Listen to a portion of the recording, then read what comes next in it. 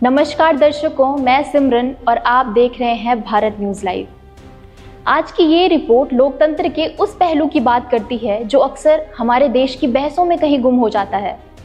उत्तराखंड के नैनीताल जिले के 3 वन ग्राम रामपुर, लेटी और चोपड़ा के 1300 से ज्यादा लोग अब पहली बार भारत के आम नागरिक की तरह वोट डालने जा सकेंगे। जी हाँ, आज़ादी के 77 साल बाद जुलाई 2025 में इन गांवों को पहली बार मतदाता सूची में जोड़ा गया है। सुनने में ये खबर बहुत ही छोटी लगेगी, लेकिन अगर किसी को पहचान मिलने में 7 दशक से ज़्यादा का वक्त लग जाए तो सवाल सिर्फ व्यवस्था पर नहीं उठते, बल्कि पूरे लोकतंत्र पर उठते हैं। ये लोग टोंगिया समुदाय से हैं, जिन्हें ब्रिटिश शासन के दौरान जंगल में वृक्षारोपण और देखरेख के लिए बसाया गया था। लेकिन आज़ादी के बाद भी ये गांव सरकारी दस्तावेजों से गायब रहे। न इनका नाम नक्शों में आया, न योजनाओं में, और ना ही किसी तरह की प्रशासनिक मान्यता इन्हें मिली। इन गांवों को राजस्व ग्राम का दर्जा नहीं मिला था, जिसका मतलब ये था कि लोग कानूनी तौर पर तो देश के नागरिक थे, लेकिन किसी रिकॉर्ड में दर्ज ही नहीं थे।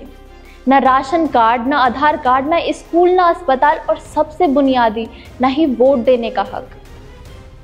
अब जाकर इन गांवों को मान्यता मिली है। इनके निवासी पहली बार भारत के चुनावी लोकतंत्र में शामिल होंगे। इनका नाम वोटर लिस्ट में जोड़ा गया है। लेकिन क्या इतना काफ़ी है? सवाल ये है कि इतना लंबा इंतज़ार क्यों? अगर फॉरेस्ट राइट्स एक्ट 2006 में आ गया था, अगर 2019 में सुप्रीम कोर्ट ने निर्देश दिए थे, अगर 2021 में केंद्र सरकार ने गाइडलाइन जारी की थी, तो फिर ज़मीनी बदलाव अब जाकर क्यों दिखा? क्या ये देरी केवल अफसरशाही का नतीजा थी, या फिर उस व्यवस्था की खामोशी है जो दूर दराज के जंगलों में रहने वाले लोगों को अपने लोकतंत्र का हिस्सा मानने से कतराती रही है? अब जब इन गांवों को पहचान मिली है तो उम्मीद की जा रही है कि इसके साथ साथ उन्हें बिजली, पानी, सड़क, स्वास्थ्य और शिक्षा जैसी बुनियादी सुविधाएं भी पहुंचाई जाएं।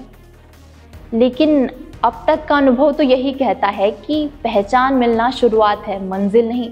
क्योंकि लोकतंत्र सिर्फ वोट डाल देने से पूरा नहीं होता। लोकतंत्र तब पूरा होता है जब हर नागरिक को समान अवसर मिले, सम्मान मिले और सुनवाई मिले।